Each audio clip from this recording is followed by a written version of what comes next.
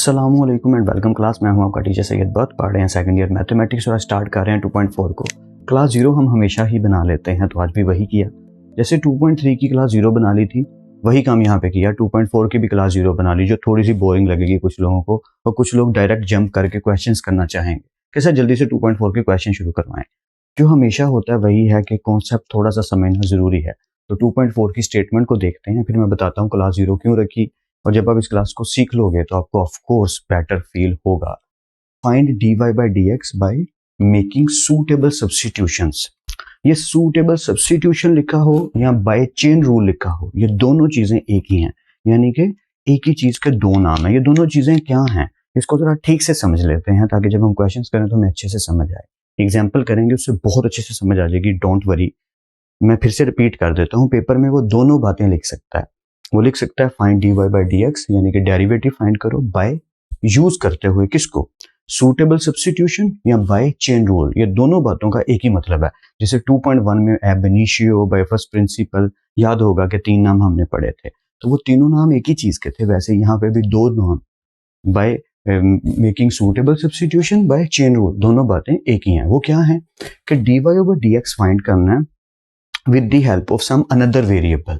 मतलब कि अगर हम सब्स्टिट्यूशन की बात करें तो याद होगा, आई होप सो आपको, कि 9th में 10th में हमने कुछ क्वेश्चंस पढ़े थे जहां x की पावर 4, x की पावर 2 और कुछ आगे लिखा होता था। जैसे 2 लिखा है तो हम क्या करते थे, हम ये करते थे कि हम x की पावर 2 को y लेट कर लेते थे। On behalf of that x की पावर 4 जो होती थी y स्क्वायर बन जाती थी, तो हम इसकी फैक्टराइजेशन कर लेते होते थे।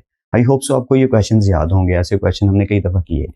तो इनको क्या कहते थे, बाय सब्स्टिट्यूशन, कि हम रिप्लेस कर रहे हैं वेरिएबल को दूसरे वेरिएबल से और इस तरीके से हम सॉल्व कर रहे हैं। सर हम ऐसा क्यों कर रहे हैं, हम डायरेक्ट भी तो डेरिवेटिव लेके इसको सॉल्व कर सकते हैं। भाई बुक वाला कह रहा है तो मजबूरी है, तो करना पड़ रहा है तो कर रहे हैं। तो यहाँ पे भी हम कुछ ऐसा ही करेंगे कि जो इक्वेशन हमें गिवन होगी, ये जो इक्वेशन हमें गिवन है, इसको हम लेट कर दिया करेंगे कि ये इक्वेशन u है, या तो हमारा जो y है वो क्या बन जाया करेगा, क्योंकि हमने इसको u कहा तो u की पावर 9 ये बन गया।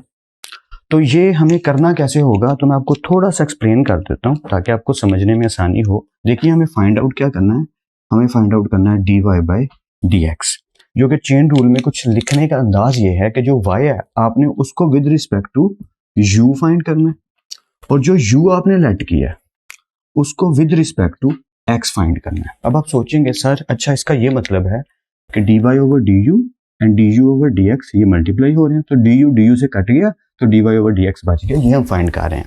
That is not a right thing actually, क्योंकि कुछ स्टूडेंट्स, कुछ टीचर्स, कुछ लोग ये चीज याद कर लेते हैं। ये एक गलत तरीका है, ऐसा नहीं है। बिहाइंड द सीन्स, जैसे मूवी में होता है ना, बिहाइंड द सीन्स शूटिंग का कुछ और सीन दिखाया जाता है, मूवी कुछ और होती है, तो यहाँ पे भी इसका बिहाइंड द सीन्स प्रूफ कुछ और है। इसका पूरा एक प्रूफ है जिसको सीखने की, समझने की हमें भी कोई खासी जरूरत नहीं है। हमने बस ये समझ लेना है कि जब भी कहीं dy over dx by substitution या बाय चेन रूल करना हो तो हम क्या करते हैं कि y को with respect to u solve करते हैं और u को with respect to x solve करते हैं। मैं फिर से रिपीट कर देता हूँ। अच्छा ये वेरिएबल जरूरी नहीं कि u हो, आप इसकी जगह t भी लिख सकते हो, z भी लिख सकते हो, लेकिन अगर यहाँ dt आएगा तो फिर यहाँ भी dt आएगा, यहाँ dz आएगा तो यहाँ भी dz आएगा। तो वेरिएबल हम अपनी मर्जी से चेंज कर सकते हैं, it's not a big deal. मैं रिपीट कर देता हूँ, कहना क्या चाह रहा हूँ कि जो हमारा y है उसे हम with respect to u solve करते हैं, और जो u होगा उसे हम with respect to x solve करते हैं। और जब इनके आंसर्स आ जाते हैं, जैसे हम y का आंसर निकाल लेंगे, फिर with respect to x u का आंसर निकाल लेंगे, तो हम इन दोनों को इधर में इस फॉर्मूला में पुट कर देंगे। फॉर्मूला कहना गलत होगा, लेकिन समझने के लिए कह लेते हैं कि हम dy over du निकालेंगे, यहाँ पुट कर देंगे, du over dx निकालेंगे, पुट कर देंगे, और उन्हें मल्टीप्लाई कर देंगे। उन्हें मल्टीप्लाई करने से हमारा आंसर आ जाएगा।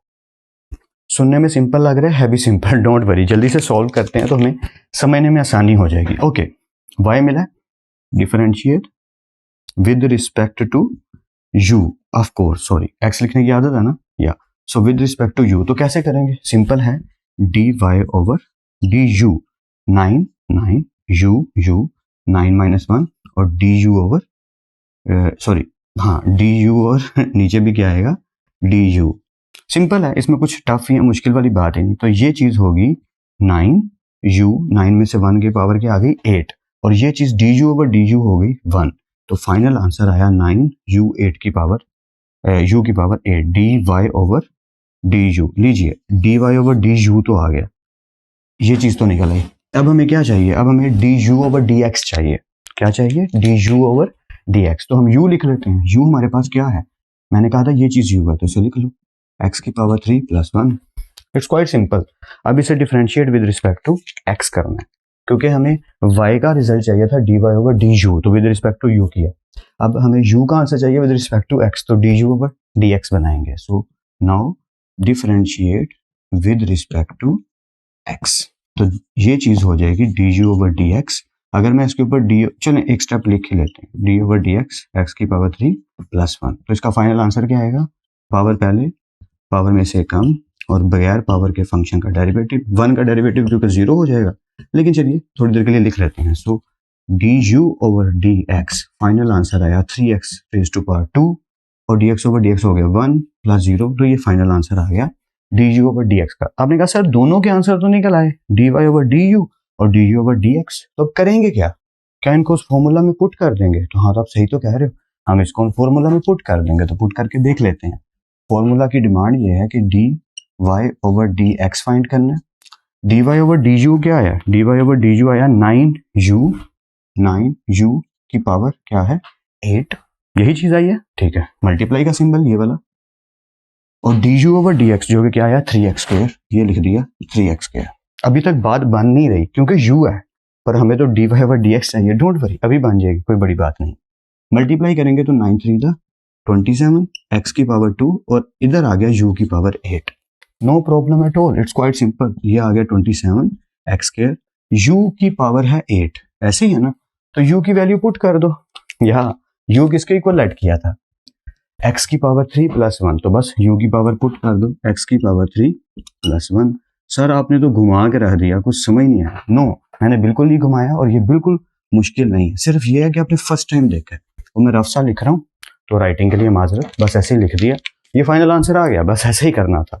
जब हम क्वेश्चंस करेंगे 2.4 का क्वेश्चन 1, क्वेश्चन 2 डिटेल से पूरी एक्सरसाइज करेंगे, तो मैं आपको सच्ची तसल्ली दे रहा हूँ, झूठी तसल्ली नहीं दे रहा, सच्ची तसल्ली दे रहा हूँ कि जब हम डिटेल से करेंगे तो आपको बहुत अच्छे से समझ आएगी। देखिए जब आपने 2.1 की थी तो टफ लगी थी, बड़ा अजीब सा लगा था कि यार ये स्टेप्स कैसे याद रहेंगे, लेकिन प्रैक्टिस की तो आगे। फिर 2.3 जब की थी, यार ये पावर रूल क्या है, क्वोशंट रूल क्या है, प्रोडक्ट रूल क्या है, ये कितनी प्रॉब्लम आ रही है। अगर स्क्वायर रूट के अंदर आ जाता है तो एक नई मुहिम शुरू हो जाती है कि पावर पहले लेनी है, पावर में से कम करना है, फिर जब डेरिवेटिव लेना है तो क्वोशंट लगाना है, ये क्या अजाब है। लेकिन आस्ता आस्ता करते करते कितनी अच्छे से समझ आने लगी, काफी कुछ समझ आ गया। इसके साथ भी वैसा ही होगा, जब हम इन क्वेश्चंस को बहुत ज्यादा कर लेंगे, बार बार करेंगे, तो हमें ये बहुत अच्छे से समझ आने लग जाएंगे। क्योंकि स्टार्ट है तो थोड़ी सी प्रॉब्लम होगी, सब्स्टिट्यूशन लिखा हो या चेन रूल लिखा हो, ये रट्टा लगा के याद कर लेना है।